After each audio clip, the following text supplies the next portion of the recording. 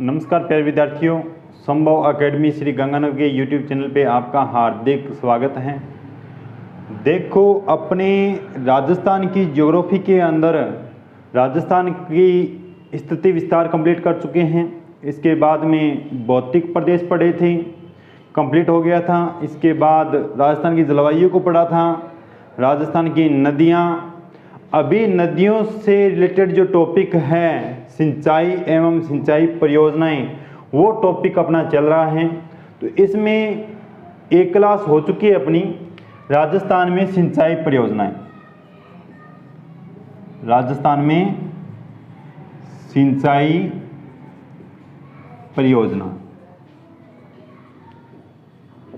तो इसके अंदर अपने कल पहली जो परियोजना है बहुउद्देशीय परियोजना, यानी राजस्थान की परियोजनाओं को अपने 3 भागों में डिवाइड किया था। पहला था वृहद, लघु और मध्यम, ठीक है। उसके बाद में चौथा प्रकार एक और रहता है बहुउद्देशीय परियोजनाएं, उनकी चर्चा कर रहे थे।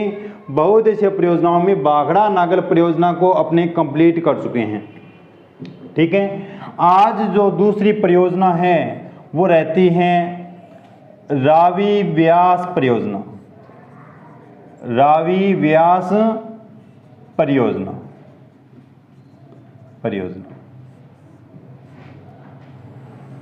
देखो साथियों, ये जो परियोजना है मुख्य रूप से भारत के 3 राज्यों की संयुक्त परियोजना है। कौन कौन सी हैं? एक तो अपना राजस्थान, पंजाब और हरियाणा। राजस्थान, पंजाब और हरियाणा, ठीक है। थोड़ा सा डायग्राम के माध्यम से यदि अपने समझें तो देखो, इस तरह से व्यास नदी बहती है, यह सतलज की सहायक नदी है, इस तरह से बहती है, ठीक है। अब इस परियोजना के बारे में जो बात करेंगे, अपने बांध जो बने हुए हैं वो बने हुए हैं हिमाचल प्रदेश में। हिमाचल प्रदेश में 2 चरणों के अंदर इस परियोजना का निर्माण हुआ था। 2 चरणों में, ठीक है, 2 चरणों में इस परियोजना का निर्माण हुआ था। 2 चरण की अलग अलग चर्चा करेंगे, यानी 2 चरणों के अंदर 2 बांधों का निर्माण किया गया था और वो दोनों बांध हिमाचल प्रदेश में हैं।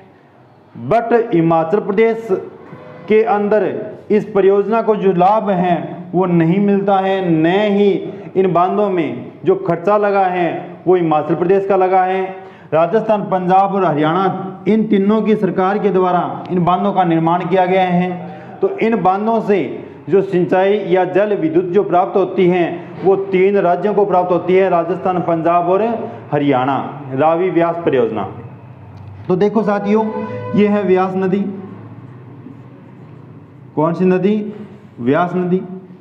और इस नदी पर यहां पर हिमाचल प्रदेश में एक बांध बना हुआ है मंडी कस्बे में। कस्बा कौन सा है? मंडी कस्बा। इस मंडी कस्बे में यहां पे एक बांध बना हुआ है, बांध का नाम है पढ़ोया बांध। कौन सा बांध है? पढ़ोया बांध। इससे थोड़ा आगे चलते हैं तो हिमाचल प्रदेश में ही यहाँ पे एक बांध बना हुआ है। इस बांध का नाम है पौंग बांध। पौंग बांध ये हिमाचल प्रदेश का जिला आता है कालड़ा जिला, और पौंग नामक स्थान है।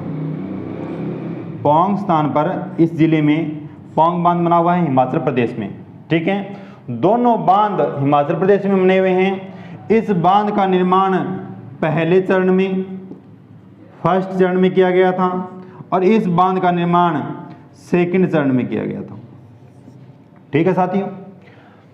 और यदि अपनी बात करें तो देखो, इस जो पढ़ोया बांध है इसका जो निर्माण किया गया है, यहां से एक नहर निकाली गई है, एक लिंक निकाला गया है। कौन सा लिंक है?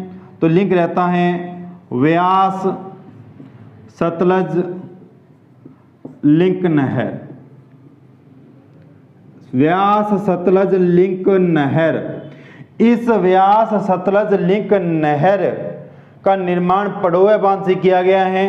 और इस व्यास सतलज लिंक नहर का मुख्य जो टारगेट या मुख्य उद्देश्य जो रहता है वो रहता है भाखड़ा और नागल बांध में जलापूर्ति। भाखड़ा नागल बांध जो अपने कल की क्लास में चर्चा की थी, सतलज नदी पे बना हुआ है भाखड़ा नागल बांध, या सतलज नदी के अंदर जल के लेवल को बनाए रखने के लिए इस व्यास सतलज लिंक नहर का निर्माण किया गया है। किस बांध से किया गया है? तो पड़ोए बांध से किया गया है। ठीक है साथियों, अलग अलग पढ़ते हैं। पड़ोए बांध, पड़ोए बांध कहाँ है? हिमाचल प्रदेश में है। किस नदी पर है? तो व्यास नदी पर है। और यहाँ से एक नहर निकाली गई है, व्यास सतलज लिंक नहर, व्यास सतलज लिंक नहर। और यदि अपने बात करें तो यहाँ पे जो जल विद्युत प्राप्त की जाती है वो यहाँ पे 6 इकाइयाँ हैं। 6 इकाइयाँ हैं। 165 मेगावाट की एक इकाई है, यानी कुल जो जल विद्युत का उत्पादन किया जाता है वो किया जाता है 6 5 30 3 16 6 96 और 3 99, यानी 990 मेगावाट। 990 मेगावाट विद्युत का उत्पादन किया जाता है। ठीक है, ठीक है। 165 इंटू 6 यानी 990 मेगावाट यहाँ से बिजली का उत्पादन किया जाता है पड़ोए बांध से। ठीक है, इसमें राजस्थान का जो हिस्सा रहता है वो रहता है 20% हिस्सा। 20% हिस्सा अपने राजस्थान का रहता है इसमें पड़ोए बांध के अंदर 20% हिस्सा। ठीक है साथियों, और यदि अपनी बात करें तो दूसरा बांध रहता है इसमें जो है पौंग बांध। कौन सा है? पौंग बांध। पौंग बांध, इसकी यदि अपनी बात करें तो देखो 2 नंबर है पौंग बांध। पौंग बांध हिमाचल प्रदेश के अंदर बना हुआ है। और इस बांध के निर्माण का जो मुख्य उद्देश्य है वो क्या रहता है? IGNP इंदिरा गांधी नहर परियोजना जो है उसमें सर्दियों के अंदर, सर्दियों में जलापूर्ति करना, सर्दियों में जलापूर्ति करना। अब आपके दिमाग में क्वेश्चन आता होगा, सर सर्दियां ही क्यों लिखा है आपने? तो देखो साथियों, ये जो इंदिरा गांधी नहर है जो राजस्थान को हरा भरा करती है वो नहर सतलज नदी से निकाली गई है, हरिके विराज से। ठीक है, जब सतलज नदी सर्दियों के अंदर पहाड़ियों से निकल के आती है तो वहाँ पे बर्फबारी हो जाती है तो उसका जल कम हो जाता है। तो उस जल के मेंटेन रखने के लिए इस पौंग बांध का निर्माण किया गया है और यहाँ से IGNP यानी सर्दियों के अंदर जलापूर्ति की जाती है इंदिरा गांधी नहर परियोजना को। ठीक है, और यदि अपनी बात करें तो यहाँ से जो विद्युत का उत्पादन किया जाता है वो रहता है 6 इकाइयाँ हैं और 66 मेगावाट की एक इकाई है। ठीक है, तो कितना हो गया? 36 और 3 39, यानी 396 मेगावाट बिजली का कुल उत्पादन किया जाता है। और इसमें से राजस्थान के जो हिस्सा रहता है, राजस्थान का हिस्सा ये रहता है 59%। 59%। ठीक है साथियों, दोबारा बता देता हूं, रावी व्यास परियोजना, इस व्यास परियोजना का जो निर्माण है वो 2 चरणों में हुआ था। यह राजस्थान, पंजाब और हरियाणा की संयुक्त परियोजना मानी जाती है। हालांकि इस परियोजना के अंदर जो बांध निर्माण किए गए थे वो हिमाचल प्रदेश में किए गए थे, बट ये परियोजना राजस्थान, पंजाब और हरियाणा की है। और यदि अपनी बात करें तो पहले चरण के अंदर पड़ोए बांध का निर्माण किया गया था। पड़ोए बांध हिमाचल प्रदेश में है। किस नदी पर है? तो व्यास नदी पर है। और यहाँ से एक लिंक नहर निकाली गई है, व्यास सतलज लिंक नहर। इसका मुख्य उद्देश्य है सतलज नदी के अंदर जल के लेवल को बनाए रखना। ठीक है, यहाँ से जो विद्युत का उत्पादन किया जाता है वो किया जाता है 990 मेगावाट, यानी 6 इकाइयाँ हैं 165 मेगावाट की। इसमें से 20% हिस्सा अपने राजस्थान का आता है।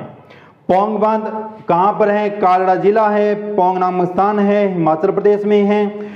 और यहाँ से 6 इकाइयाँ हैं 66 मेगावाट की, यानी टोटल 396 मेगावाट विद्युत का उत्पादन किया जाता है।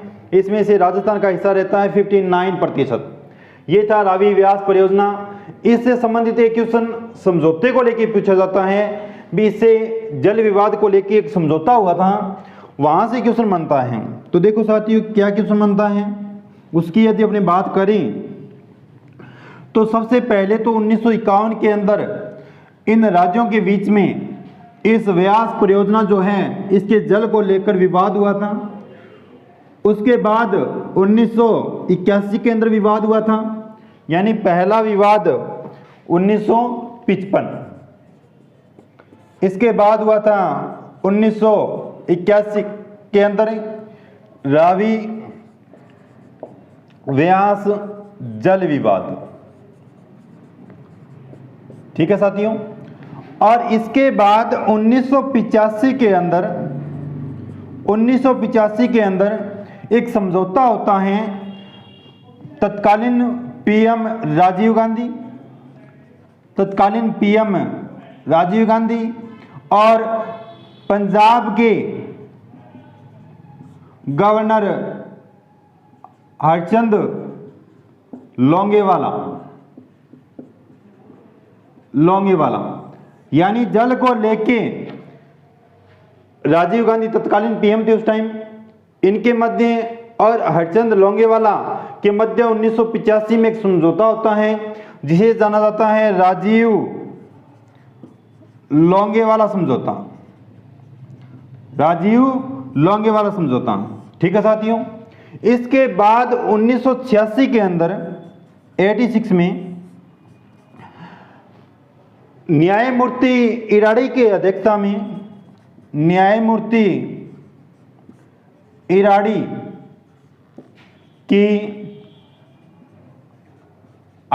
में एक आयोग का गठन होता है जिसे कहा गया था इराड़ी आयोग। और इस आयोग के द्वारा राजस्थान के अंदर जो रावी व्यास का अतिरिक्त जल है उसका 8.6 MAF जल दिया गया था राजस्थान को। ठीक है, रावी व्यास का जो अतिरिक्त जल है उसमें से 8.6 MAF हिस्सा राजस्थान को मिला था। दोबारा बता देता हूं, रावी व्यास जल विवाद सबसे पहले 1955 में हुआ था, इसके बाद 1981 में हुआ था और इसके बाद 1985 के अंदर तत्कालीन पीएम राजीव गांधी और पंजाब के गवर्नर थे हरचंद लोंगेवाला, इनके मध्य एक समझौता होता है जिसे जाना गया था राजीव लोंगेवाला समझौता के नाम से।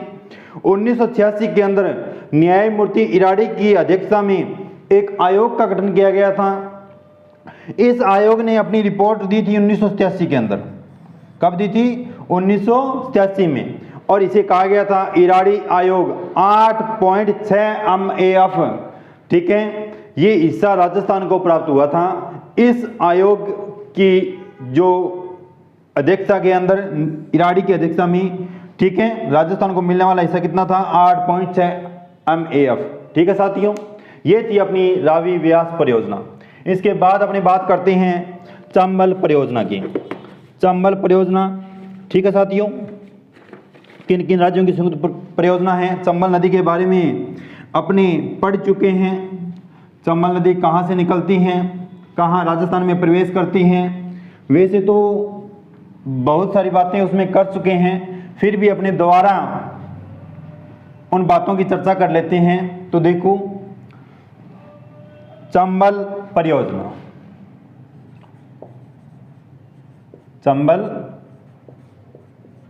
परियोजना, ठीक है साथियों, चंबल परियोजना। ये जो चंबल परियोजना है, तो देखो अगर अपनी बात करें राजस्थान की, तो मध्य प्रदेश से एक नदी निकल के आती है और इस तरह से बहती हुई यमुना नदी में मिल जाती है। नदी का नाम क्या रहता है? तो साथियों, नदी का नाम है चंबल नदी। ठीक है, चंबल नदी। ये मध्य प्रदेश से निकल के आती हैं और मध्य प्रदेश के बाद में ये राजस्थान में प्रवेश करती हैं। ये सारी बातें में चंबल नदी की व्याख्या देख लेना आप, जब नदियों वाला पढ़ा था उसमें टोटल बातें बताई हुई हैं, ठीक है, वहाँ से आप इस वीडियो को देख सकते हो। तो चंबल नदी राजस्थान में प्रवेश कहाँ पे करती है? 84गढ़ के समीप चित्तौड़गढ़ में प्रवेश करती हैं और इसके बाद यह नदी आगे यमुना में इटावा नामक स्थान पे मिल जाती है। ठीक है साथियों, ये जो चंबल परियोजना है, यदि मैं बात करूं तो देखो चंबल नदी जो है वो मध्य प्रदेश, राजस्थान और यूपी, मध्य प्रदेश, इसके बाद राजस्थान और यहाँ पर यूपी, यानी 3 राज्यों में बहती है। बट ये जो परियोजना है यह 2 ही राज्यों की संयुक्त परियोजना है, एक तो मध्य प्रदेश, दूसरा है राजस्थान। ठीक है साथियों, मध्य प्रदेश और राजस्थान। इस परियोजना का जो निर्माण किया गया था, चंबल परियोजना का, ये 3 चरणों में निर्माण हुआ था, 3 चरणों में। ठीक है साथियों, 3 चरणों में 4 बांधों का निर्माण किया गया था, 4 बांध। और यदि इस चंबल परियोजना में राजस्थान और मध्य प्रदेश का हिस्सा पूछें तो दोनों का 50-50% हिस्सेदारी रहती है, 50-50%। ठीक है, अब देखो 4 बांध कौन कौन से हैं उनकी बात करते हैं। तो पहला बांध है मध्य प्रदेश में, बांध का नाम है गांधी सागर बांध, गांधी सागर बांध।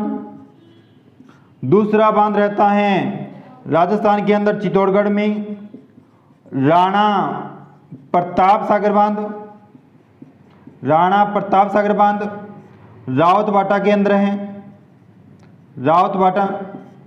इसके बाद यदि अपने बात करें तो तीसरा बांध रहता है जवाहर सागर बांध,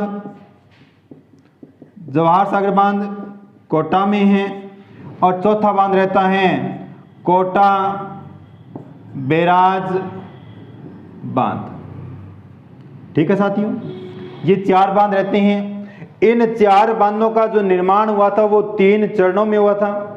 तो देखो साथियों, कौन से चरण में कौन से बांध का निर्माण हुआ था, इसकी यदि अपनी बात करें तो ये जो गांधी सागर बांध है और एक लास्ट वाला कोटा बैराज बांध है, इसका निर्माण प्रथम चरण में हुआ था, प्रथम चरण में। ठीक है साथियों, इसका निर्माण भी प्रथम चरण में हुआ था। यानी प्रथम चरण के अंदर 2 बांधों का निर्माण किया गया था। पहला था गांधी सागर बांध जो मध्य प्रदेश में पड़ता है, मंदसौर जिले में है, और दूसरा है कोटा बैराज बांध, इसका निर्माण भी प्रथम चरण में किया गया था। ठीक है साथियों, इनका क्रम पूछ लिया जाता है भी उद्गम से संगम स्थल की ओर इन बांधों का क्रम क्या रहता है। तो पहला गांधी सागर बांध, दूसरा राणा प्रताप सागर बांध, तीसरा जवाहर सागर बांध, चौथा कोटा बैराज बांध। अब इनकी एक एक की चर्चा करते हैं भी कहाँ से कितना बिजली का उत्पादन होता है, ठीक है, क्या विशेषता रहती है इनकी। यदि अपनी बात करें तो देखो आगे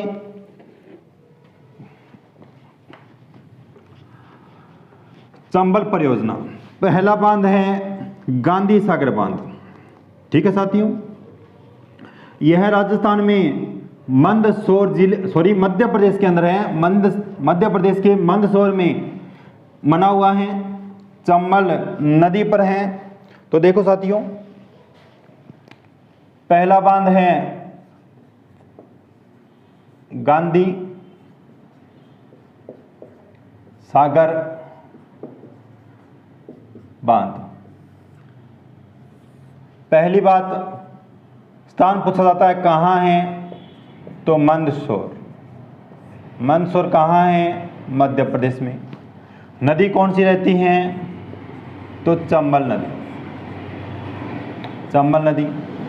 किस चरण में निर्माण हुआ था, चरण रहता है प्रथम चरण। 1953 से 1960 में इसका निर्माण हो गया था। ठीक है साथियों, इस बांध का जो उद्घाटन किया था, उद्घाटन किसने किया था? तो पीएम जवाहरलाल नेहरू जी ने किया था, जवाहरलाल नेहरू जी। ठीक है साथियों, जवाहरलाल नेहरू जी। और यदि अपनी बात करें तो गांधी सागर बांध से जो विद्युत का उत्पादन किया जाता है वो किया जाता है विद्युत उत्पादन 115 मेगावाट, विद्युत उत्पादन 115 मेगावाट यहां से विद्युत का उत्पादन होता है। ठीक है साथियों, और यदि अपनी बात करें तो इस बांध की जो ऊंचाई रहती है, ऊंचाई ये रहती है 62.5 मीटर या लगभग 63 मीटर। ठीक है, ये इसकी ऊंचाई रहती है लगभग 63 मीटर या 62.5 मीटर एग्जैक्ट। ठीक है, गांधी सागर बांध मंदसौर जिला मध्य प्रदेश चंबल नदी पर बना हुआ है। प्रथम चरण के अंदर चंबल नदी पर बने बांधों में 2 बांधों का निर्माण हुआ था। दूसरा रहता है कोटा बैराज बांध, उद्घाटन पीएम जवाहरलाल नेहरू जी ने किया था। विद्युत उत्पादन 115 मेगावाट है और ऊंचाई 62.5 मीटर यानी लगभग 63 मीटर रहती है।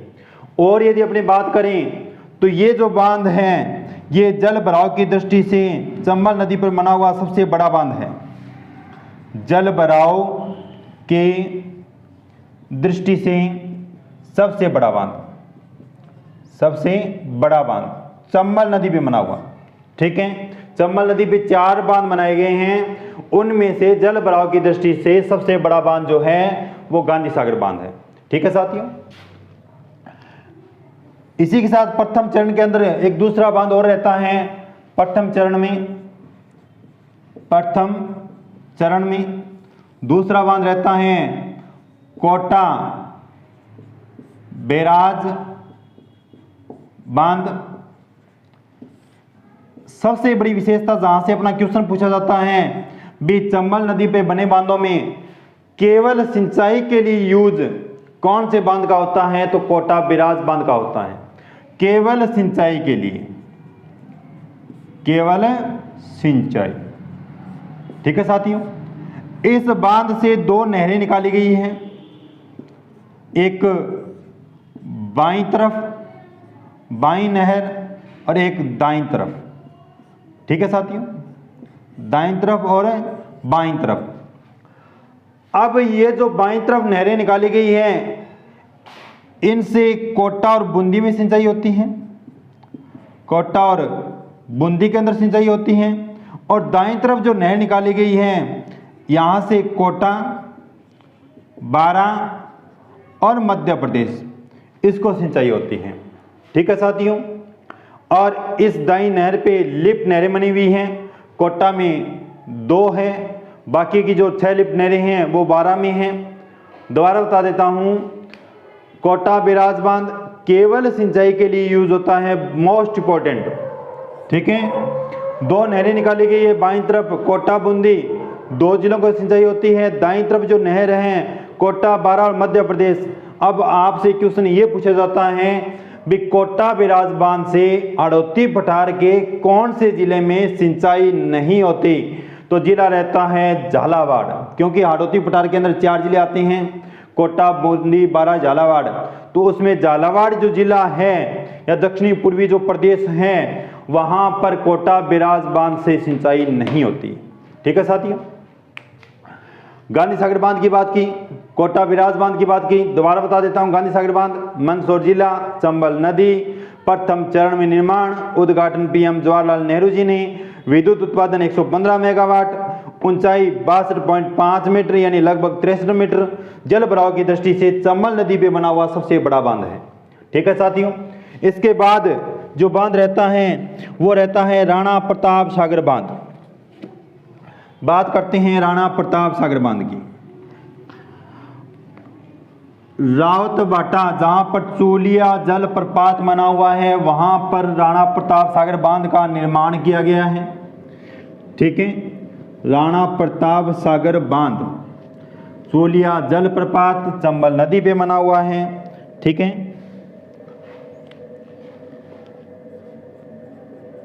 राणा प्रताप सागर बांध। ठीक है साथी, सबसे पहले तो देखो कहाँ है, तो राजस्थान में है। राजस्थान में स्थान पूछा जाए तो रावतबाटा चित्तौड़गढ़ में, चित्तौड़गढ़। और यदि अपनी बात करें तो राणा प्रताप सागर बांध का निर्माण द्वितीय चरण में हुआ था, द्वितीय चरण में। और यदि अपनी बात करें तो इस बांध की जो ऊंचाई है वो रहती है 36 मीटर, 36 मीटर। ठीक है, और ये जो बांध है यहां से विद्युत का जो उत्पादन किया जाता है, विद्युत उत्पादन वो रहता है 172 मेगावाट। और यह जो विद्युत उत्पादन है ये चंबल नदी पे जो 4 बांध बने हैं उनमें से सर्वाधिक जो विद्युत का उत्पादन किया जाता है वो राणा प्रताप सागर बांध से ही किया जाता है। राणा प्रताप सागर बांध से 172 मेगावाट बिजली का उत्पादन किया जाता है। और यहाँ पर सर्वाधिक बिजली का उत्पादन यानी चंबल नदी पे जो बांध बने हुए हैं उनमें से सर्वाधिक विद्युत का उत्पादन यही होता है। और यदि अपनी बात करें तो राणा प्रताप सागर बांध, तो देखो साथियों जल भराव की दृष्टि से, जल भराव की दृष्टि से चंबल नदी पर बना, चंबल नदी पर बना राजस्थान का सबसे बड़ा बांध। यानी ये बांध राजस्थान का सबसे बड़ा बांध माना जाता है। यदि आपसे पूछे भी चंबल नदी पर बने बांधों में सबसे बड़ा बांध कौन सा है, यानी राज्य का नाम न दे, तो बांध रहता है गांधी सागर। यदि आपको स्पेसिफिक राजस्थान का पूछे भी चंबल नदी पे बना हुआ कौन सा बांध जल भराव की दृष्टि से सबसे बड़ा है, तो बांध रहता है राणा प्रताप सागर बांध।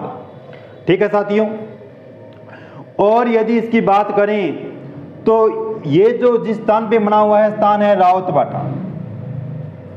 कौन सा स्थान है? रावतबाटा। इस रावतबाटा को लेके कुछ क्वेश्चन रहते हैं। कौन कौन से रहते हैं? तो देखो राजस्थान का प्रथम परमाणु ऊर्जा संयंत्र या बिजली घर कहाँ है साथियों? रावतबाटा चित्तौड़गढ़ के अंदर है। ठीक है, राजस्थान का प्रथम परमाणु ऊर्जा संयंत्र या बिजली घर कहाँ है? रावतबाटा चित्तौड़गढ़ में है। और यह जो है ये भारत का दूसरा है, भारत का दूसरा। तो भारत का पहला कौन सा है? भारत का पहला है तारापुर महाराष्ट्र में, तारापुर महाराष्ट्र में। ठीक है साथियों, ये जो परमाणु ऊर्जा संयंत्र है ये स्थापित किया गया था कनाडा के सहयोग से। किस देश के सहयोग से? कनाडा के सहयोग से। और यदि अपनी बात करें तो यहीं पर भारी जल संयंत्र भी स्थापित है। भारी जल संयंत्र कहाँ लगा हुआ है? यहीं पर स्थापित है। ठीक है साथियों, और यदि मैं बात करूं तो ये जो परमाणु ऊर्जा संयंत्र है इसे भोपाल बिजली घर के नाम से भी जाना जाता है। भोपाल बिजली घर के नाम से भी जाना जाता है। ठीक है, और यदि अपने बात करें आगे तो ये प्रथम, राजस्थान का प्रथम ये है। तो दूसरा परमाणु ऊर्जा संयंत्र प्रस्तावित कहाँ है? तो दूसरा प्रस्तावित है, प्रस्तावित सेकंड, राजस्थान का दूसरा प्रस्तावित कहाँ है? तो प्रस्तावित है बांसवाड़ा। कौन से जिले में? बांसवाड़ा में।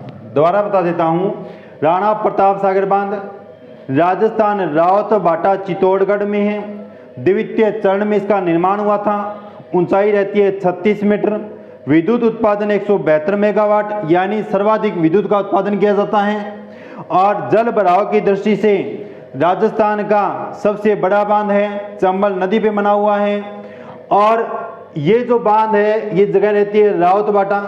यहाँ पर राजस्थान का प्रथम परमाणु ऊर्जा संयंत्र या बिजली घर कनाडा के सहयोग से स्थापित किया गया था। और ये भारत का दूसरा है, तो भारत का पहला जो रहता है वो रहता है तारापुर महाराष्ट्र में। यहीं पर भारी जल संयंत्र स्थापित किया गया है।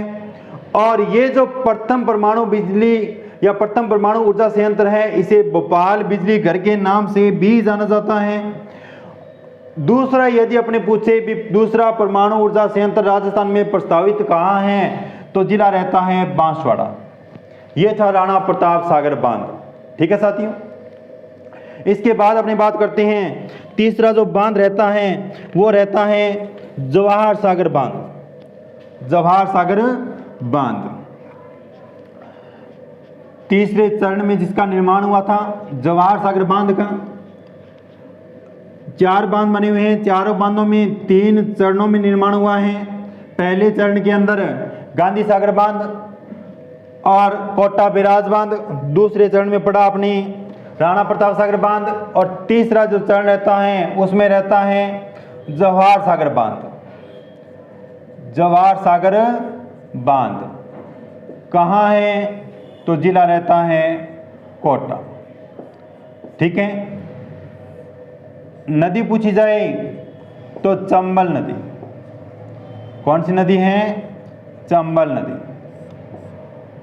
जवाहर सागर बांध इसे कोटा डैम के नाम से भी जाना जाता है, कोटा डैम के नाम से, कोटा डैम के नाम से। ठीक है, और यदि अपनी बात करें तो देखो एक तो ये कोटा डैम है और एक आपने कोटा बैराज बांध पड़ा, कोटा बैराज बांध, और एक रहता है कोट बांध।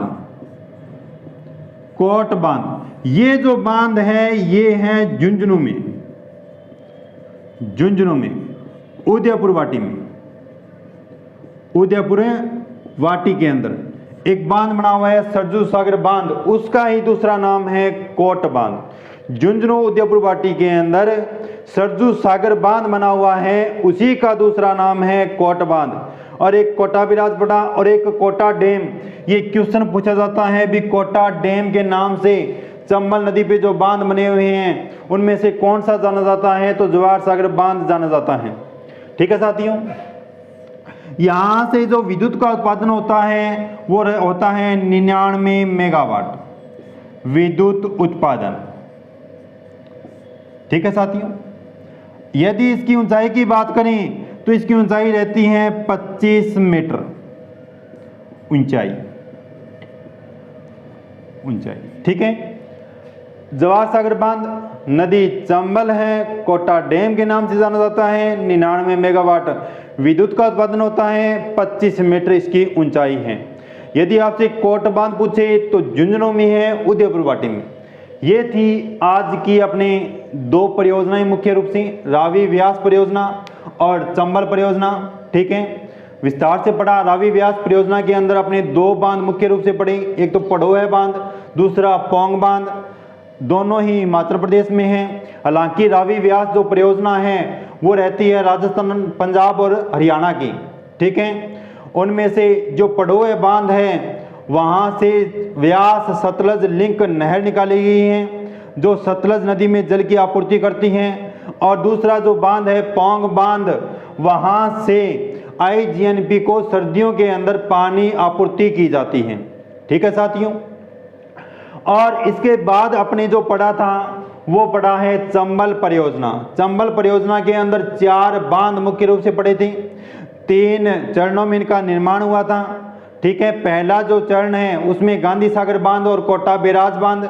गांधी सागर बांध मध्य प्रदेश के अंदर है। यहाँ से विद्युत का उत्पादन जो होता है 115 मेगावाट होता है और इसकी ऊंचाई रहती है 62.5 मीटर। और यही क्वेश्चन पूछा गया था गांधी सागर बांध की जो ऊंचाई को लेके क्वेश्चन पूछा गया था जेल प्रहरी में। ठीक है साथियों, इसके बाद में पढ़ा था राणा प्रताप सागर बांध। राणा प्रताप सागर बांध जहाँ पे बना हुआ है वो रावत भाटा, और रावत भाटा में राजस्थान का प्रथम परमाणु बिजली घर स्थापित किया गया है। दूसरा जो प्रस्तावित है वो बांसवाड़ा के अंदर है, और ये जो बिजली घर है भारत का दूसरा है, तो भारत का प्रथम तारापुर महाराष्ट्र में रहता है।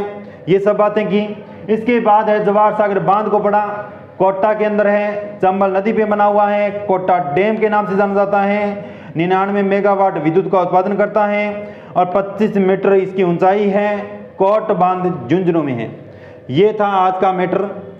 आप हमारे संभव एकेडमी श्री गंगानगर के यूट्यूब चैनल को सब्सक्राइब करें, लाइक करें, शेयर करें। Thank you.